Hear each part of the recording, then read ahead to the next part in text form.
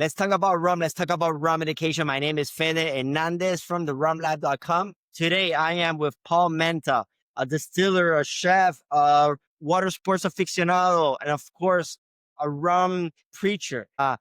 And he also owns a really cool rum brand, but we'll talk about this. Paul, tell us about the name of your rum brand and what makes your rum so unique. So the name of our distillery is Key West Legal Rum. My company is called Chef Distiller.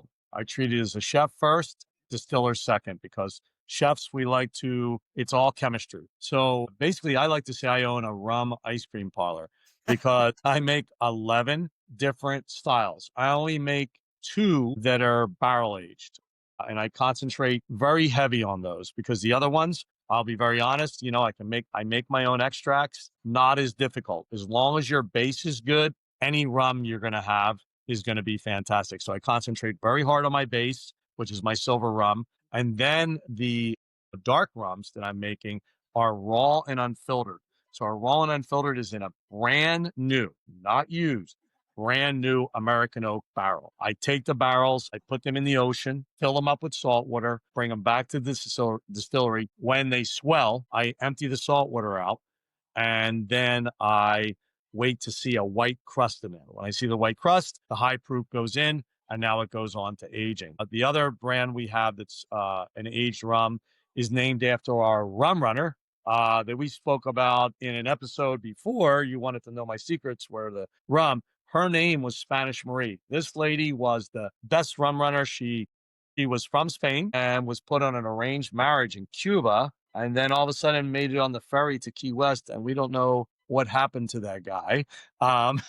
And she created a transmission station here and made her own language. But when she used to bring the rum from Cuba to us, because remember, we didn't have sugarcane, so it would come over high proof, she would blend, because water was very big, expensive commodity even back then. She would blend some red wine. It was almost like she was making a cocktail to lower the proof. So I age that rum in French oak barrels that have had usually a Pinot Noir, sometimes a Burgundy or a Bordeaux barrel, that it's at least been 8 years. So now I'm working with tannins, red wine tannins, and the wood is neutral now. So it's not going to have a whiskey profile. So that one's very, very popular because it's a either or for people.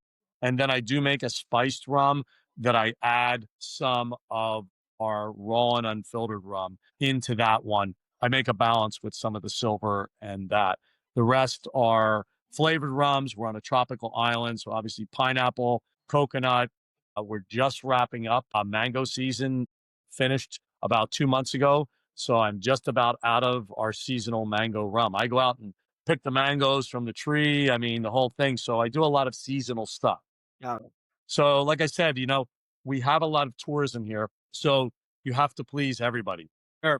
People say, is it okay if I mix this with some Coke? Or, hey, whatever way you enjoy it. Exactly. It's like the way I like it and the way you like it, it doesn't matter. I'll try your style, but whatever way you enjoy it, as long as you're having a good experience with it, really at the end of the day, that's the most important thing. And for me, when people come into my distillery, they take a free tour. We educate them, kind of like a lot of stuff that you're talking about. We really like people to be educated about the process so they have a better understanding of what's going on. And then when they try it, they make a decision. And if they buy one, to me, that's like winning a gold medal every time. If they buy something, I feel like I've done my job. My staff has done our job, and it makes us proud. And I know that my rum, you're not going to taste it anywhere else in the world. And I can go somewhere else and enjoy somebody else's rum. And I'm not going to, I can't reproduce that in Key West. So it makes it really unique, so I really like it. And having the cooking background, makes it for a bit of fun. We even had Gordon Ramsay down here, and I was showing him about the salt curing the barrels.